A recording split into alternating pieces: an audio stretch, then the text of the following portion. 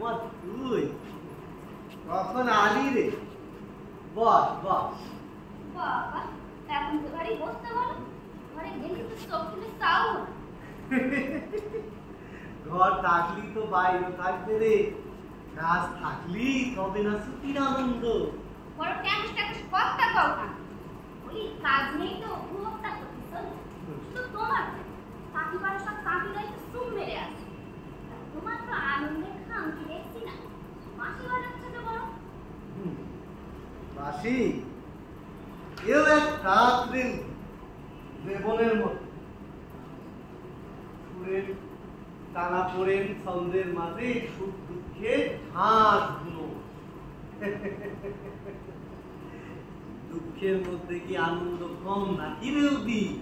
অত বুঝি না বাবা, নিজের কথা নাই ভাব। ওই বাচ্চার কথা একটু ভাবতে হয় নাকি?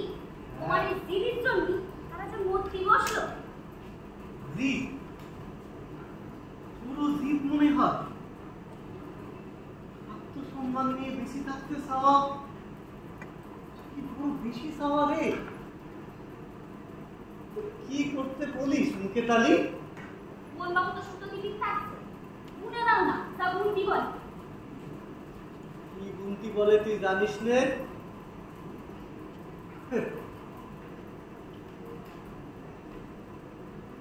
মদন গামছা বুন পরান থাকতে তা হবে নি। কি করে থাকবে পড়া? বলি এরকম চলতি থাকলে কি করে থাকবে পড়া? বোন বাবু তো বলছে সারা তল্লাটে সুতো জোগান। ভালো সুতো না পেরি তুমি বেনারসিটা বুনবে কি করে? ওটা দিচ্ছি ওটা দিচ্ছি তা দে। কিন্তু তোর ভুবন বাবু মিথ্যা কথা কয়। মিছা কথা? হ্যাঁ হ্যাঁ মিথ্যা কথা কয়। রাত্রির অন্ধকারে ভুবন বাবুর গুদামে লরিকে লরি সুতা আসে। মাছদরিয়ার খালে পানসি দিয়া সেই সুতা চুরি যায় শহরে। আমি কিছু বুঝি না ভেবেছিস না রে? হ্যাঁ এই শোন একটা কথা কও, তোর ওই ভুবন বাবু আমার কাছে দালালি করতে পাঠাইলো? এত বড় কথা তুমি আর বলতে পারলে না কি? না পুরুষ মানুষেরা সব একই রকম, শুধু নিজেরটা বোঝো। সকালের সময় ভাবটা আমাদের বেঁচে দিল, ওর হাত ফেরত হতে হতে ভুবন বাবু আমার এই গ্রামে এনে ফেললে। তখন কি হাতটা ধরতে পারতে? ইয়ার পেটে তাই ভুবন বাবু রক্ষিত হয়ে থাকতে হতো না? তোমার কাছে দালালি করতে আসতে হতো না। শোন দাসে কি হলো তাতে? বসো বসো খানিক। না না ও কিছু হয় নাই, কিছু না।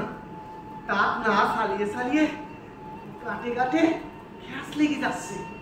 ও কিছু না, সেরে যাবে। সেরে যাবে সেরে যাবে। হ্যাঁ, জীবনে অনেক যন্ত্রণা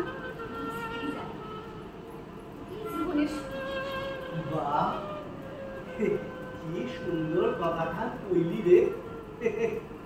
এরেই বলে সঙ্গ গুণ। সঙ্গ না তো আমি চলি। দিরে আমার কথাগুলো মনে নিস না রে। মাঝে মাঝে কি যে হয় হঠাৎ হঠাৎ মাথাটা কেমন যেন হইয়া যায়।